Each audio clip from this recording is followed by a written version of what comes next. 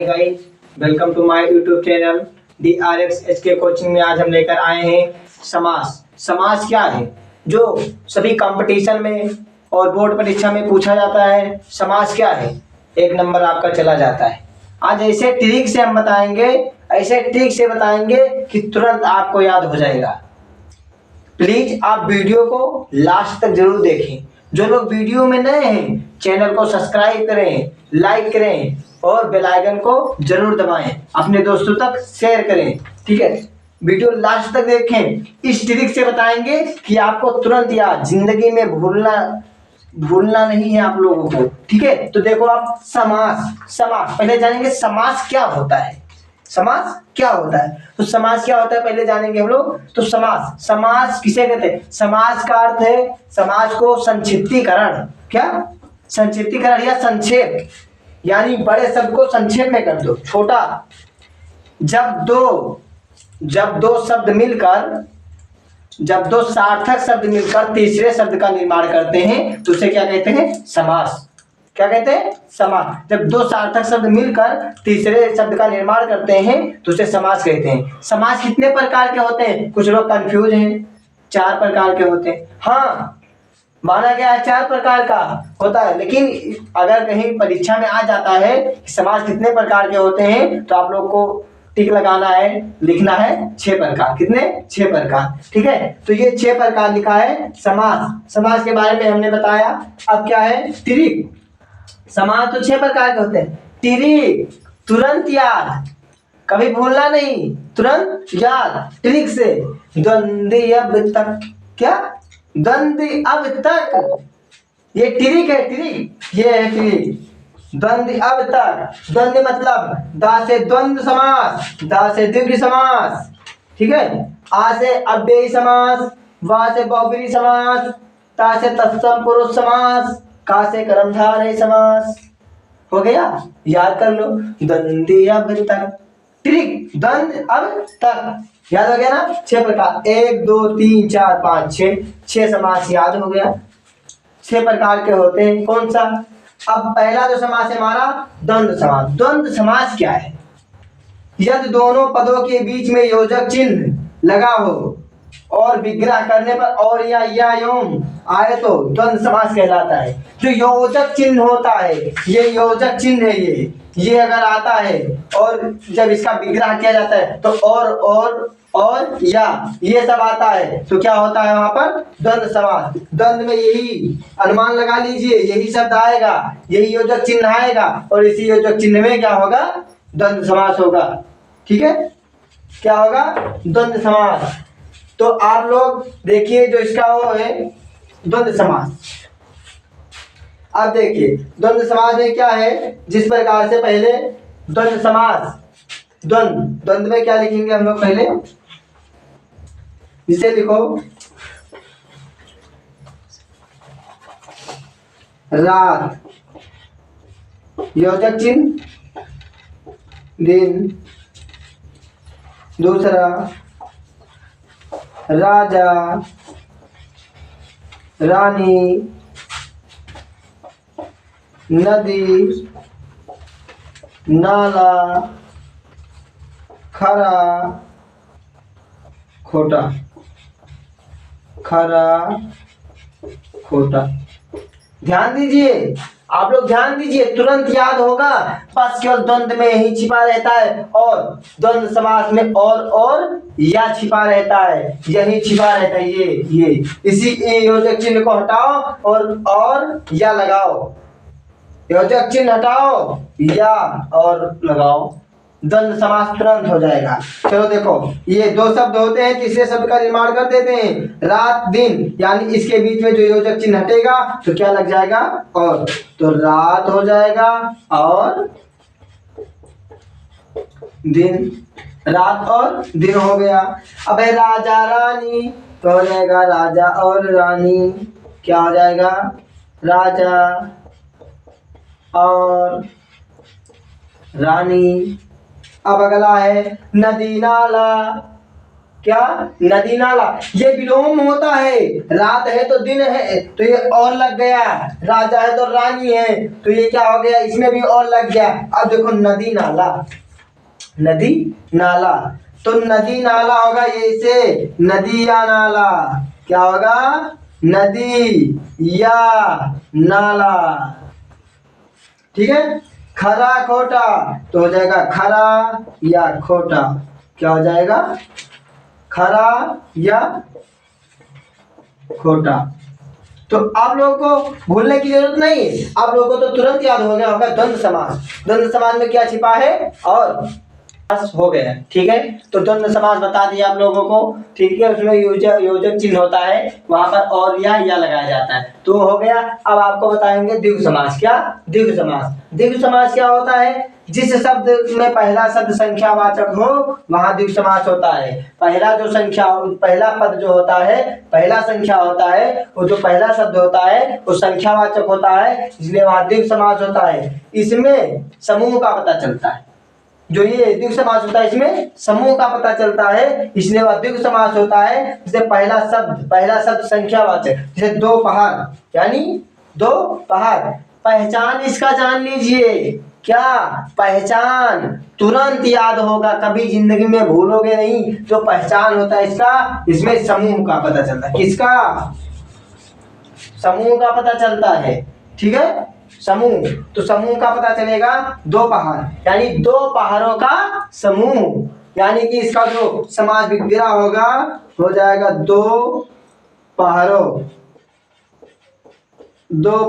का समूह। अभी हम आप लोगों को बताएं कि इसमें समूह का पता चलता है और पहला शब्द जो होता है वो संख्यावाचक होता है, इसलिए वहां पर क्या होगा हमारा?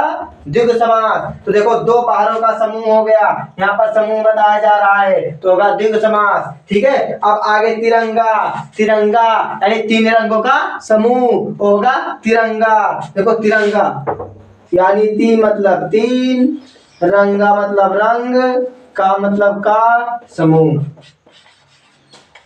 यहाँ पर भी समूह बताया जा रहा है। बता रहे बार बार, जिंदगी में भूलना नहीं है। समूह होता है, सभी तैयारी जो एंट्रेंस एग्जाम होते हैं सभी एग्जाम में यही पूछा जाता है। समास, समास तीन रंगों का समूह आ गया, पता ही नहीं रहेगा कौन सा समास। तो जहां पर समूह बताया जाता है, समूह बताया जाए वहां पर क्या होगा? द्विगु समास। जहां पर योजक चिन्ह आ जाए और योजक चिन्ह में और या लगा के उसको क्या बना दो? द्वंद्व समास। तो अब आ गया नवरात्रि, यानी नवरात्रों का समूह। नवरात्रियों का समूह, या लिख लीजिए ऐसा, नवरात्रि का समूह लिख लीजिए, नवरात्रि का समूह। यानी क्या हो गया? जब नवरात्रियों का समूह मिलता है तो नवरात्रि हो जाता है। ठीक है, अब है चौराहा। चौराहा, एक रास्ता इधर से आपस में चौराहा हो गया नहीं, जहाँ चार राह मिलते हैं, आपस में चार राह मिलते हैं वहां क्या होता है? चौराहा। यानी समूह मिला ना तो वहां चौराहा होगा। तो देखो चौराहा मतलब चार राहों का समूह। क्या हो गया? यहाँ पर चार राहों का समूह चौराहा, ये समूह बताया गया। समूह समूह समूह समूह समूह बता रहा है, तो समूह, इसमें समूह का पता चलता है। त्रिकोण, त्रिकोण मतलब तीन, तिर मतलब तीन और कोण मतलब कोणों का समूह। तीन कोण का समूह, तीन कोण का समूह बराबर क्या बनेगा? त्रिकोण। पता हो गया ना? द्विगु समास द्वंद्व में बताया, उसमें योजक चिन्ह छुपा रहता है, योजक चिन्ह जो रहता है उसमें वो लगाया जाता है और या। और द्विगु समास में ये तो पहला जो पद होता है, जैसे ये तिर यानी तीन, पहला शब्द जो होता है संख्यावाचक होता है और इसमें समूह का पता चलता है। इसमें क्या? समूह का पता चलता है। अगला समास जो है ये क्या? अव्ययी समास। क्या है? अव्ययी समास। हम आपको बता चुके दा से द्वंद्व समास, द्वि से द्विगु समास, आ से अव्ययी समास। आज से अव्ययी समास पर आ गए हैं हम। तो देखो जिन शब्दों के प्रारंभ में उपसर्ग लगा हो उसे अव्ययी समास कहते हैं। ठीक है, जिस जिन शब्दों के प्रारंभ में उपसर्ग लगा हो उसे क्या कहते हैं? अव्ययी समास। जैसे रातों रात, यानी रातों रात, तो इसका उदाहरण होगा रात ही रात में, रात ही रात में, तो क्या हो गया? रातों रात। अब देखो बेनाम, यानी बेनाम, बिना नाम के, क्या? बिना नाम के, बिना नाम के, ठीक है। अगला हो गया भरपूर, यानी भरपूर, यानी पूरा भर, पूरा भर के, यानी जब भरपूर, जब किसी भरपूर मात्रा में, यानी जब पूरा भर जाता है तभी तो पूरा होता है। यानी भरपूर यानी पूरी तरीके से भरो उसको, ठीक है। भरपेट यानी भरपेट, यानी पेट भर के, पेट भर के। अब हाथों हाथ, एक हाथ से दूसरे हाथ में, एक हाथ से, एक हाथ से दूसरे हाथ में, दूसरे हाथ में, तो ये हमारा हो गया अव्ययी समास। तो आपको 3 समास बता चुके हैं, द्वंद्व समास, द्वित्व समास, अव्ययी समास। अब हमारा जो नेक्स्ट होगा अगला समास वो क्या है आप लोग देखो।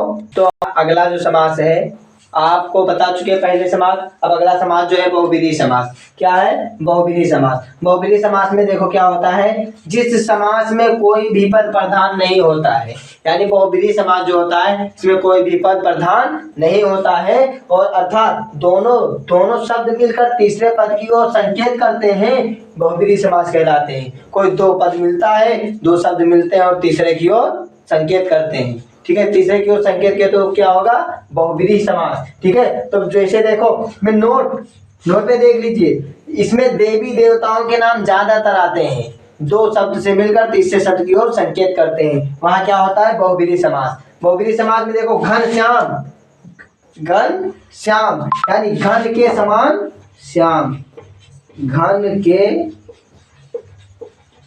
समान श्याम, अर्थात जो तीसरा शब्द बनेगा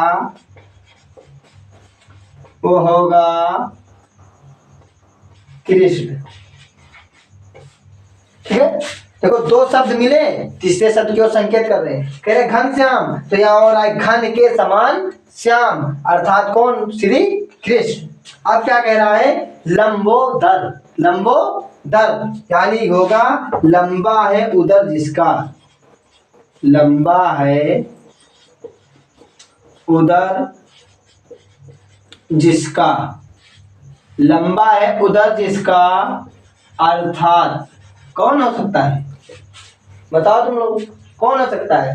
लंबा हो उदर जिसका, उदर मतलब पेट, लंबा हो पेट जिसका, यानी लंबा है उदर जिसका, तो लंबोदर, लंबा है उदर जिसका, अर्थात कौन हो सकते हैं?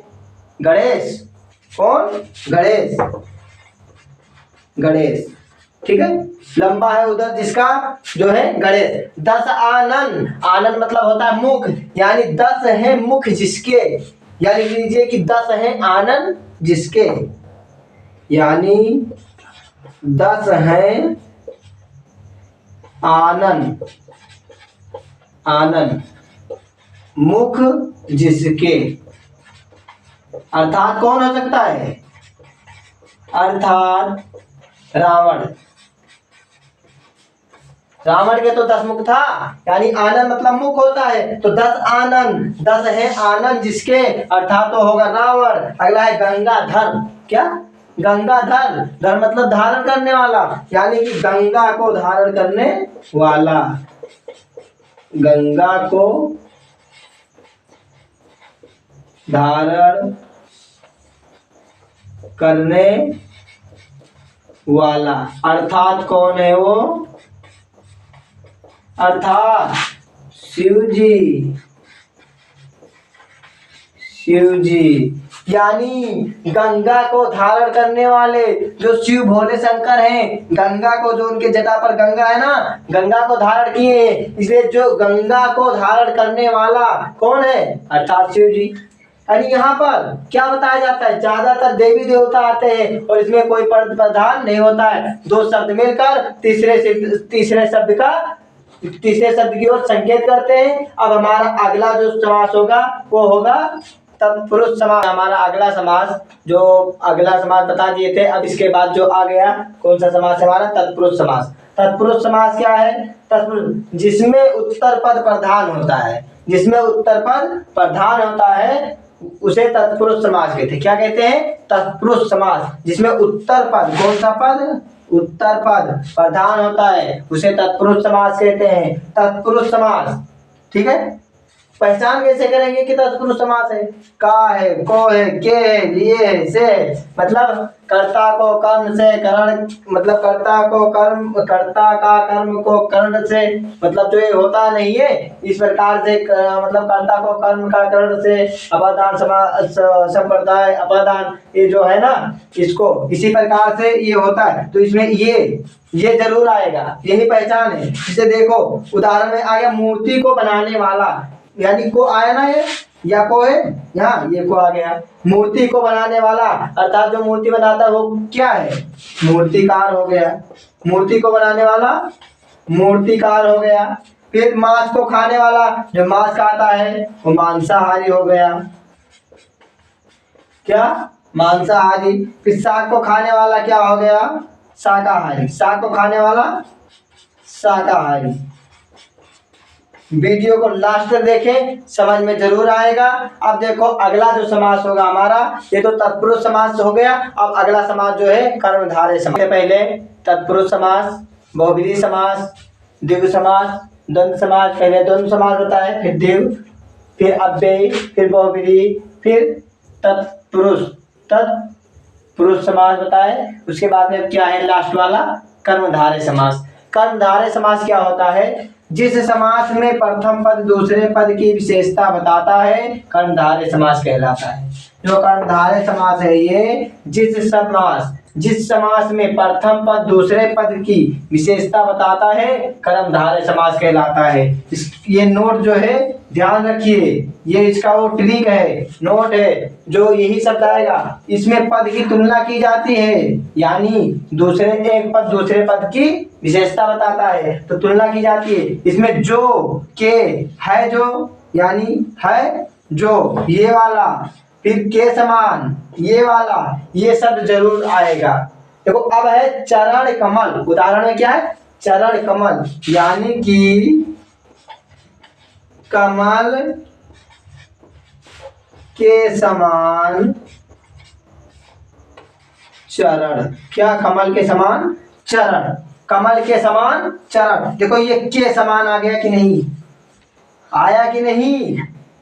आ गया। तो यही नोट है, कमल के समान चरण। क्या? कमल, चरण, कमल, यानी कि एक वस्तु जो प्रथम पद है चरण और दूसरा पद है कमल, यानी चरण की तुलना किससे की गई है? कमल से। किसकी? कमल से, ठीक है। अब कमल नयन, यानी कमल नयन, यानी कमल के समान, नयन मतलब आँख, कमल के समान नयन या नेत्र। तो क्या हो गया? कमल नेत्र। कनक लता, कनक के समान लता, यानी कनक लता, कनक के समान लता, यानी कनक लता। ये हो गया हमारा कर्मधारय समास। देखो द्वंद्व अब तक ये ट्रिक था। द से द्वंद्व, दि से दिग, आ से अव्ययी समास, व से बहुव्रीहि, ता से तत्पुरुष, का से कर्मधारय समास। हमारा समास 6 प्रकार का होता है। 6 प्रकार आपको बता चुके हैं, ठीक है। जो लोग हमारे वीडियो में नए हैं वो लोग चैनल को सब्सक्राइब करें, लाइक करें और बेल आइकन को दबाना ना भूलें। अपने दोस्तों तक ज्यादा से ज्यादा शेयर करें। धन्यवाद।